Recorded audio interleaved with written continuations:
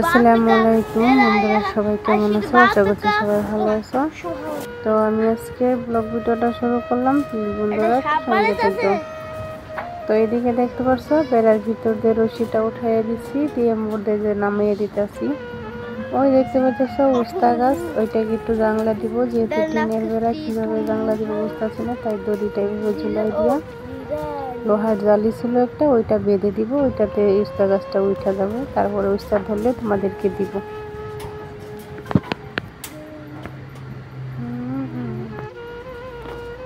Please বন্ধুরা ভিডিওটা skip করে চলে নিয়ে যায় না, কিছুটা সময় দেখতে থাকো।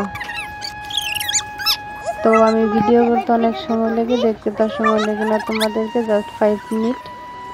তো এইভাবে বাইন্দা দিতেছি সুন্দর করে।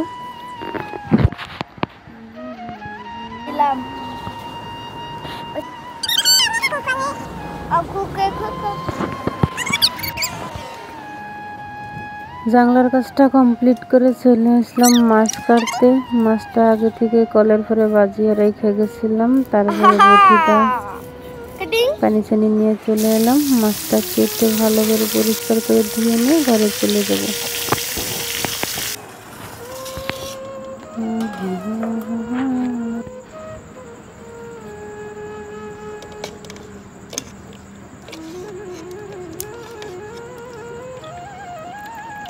মাছটা কষিয়ে রান্না করে নিলাম, নিয়ে আতিবরে খাবার নিয়ে দিলাম।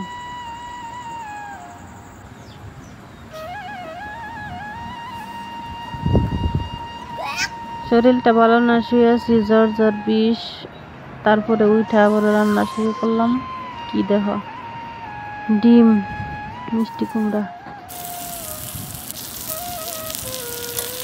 গাছ থেকে মরিচটি তুলে এনে ডিম দিয়ে সিদ্ধ করে, তারপর ডিমটা কষিয়ে গাছ থেকে মিষ্টি কুমড়া এনে রান্না করবো। ভিডিওটা একটু দেখতে থাকো। যারা যারা ভিডিও দেখতেছো তাদেরকে সবাইকে ধন্যবাদ, থ্যাংক ইউ সো মাচ। পাশে থেকে একটু শেয়ার করে চলে আসলাম মিষ্টি কুমড়া ছিঁড়তে। দেখতে পাইতেছো কত সুন্দর একটা মিষ্টি কুমড়া হয়েছে, এটা ছিঁড়ে নিয়ে আমরা রান্না করব।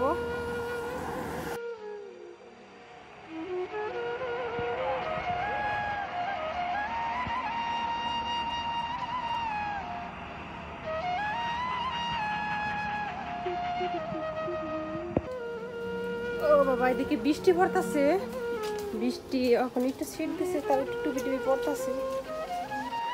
এক হাত দিয়ে ভিডিও করি, আরেক হাত দিয়ে গাড়ি, কি করুন, মানুষ পাই না কিছু না।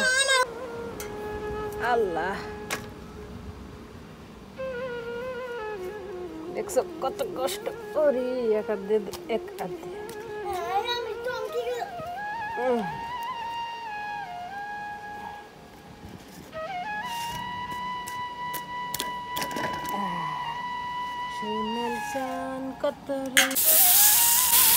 আলহামদুলিল্লাহ, দিনে হুরা হুকা দিছিলাম, ভালো মতো হুকাই নাই, গেছে দিয়ে তাপে তাপে হুকাইতেছে।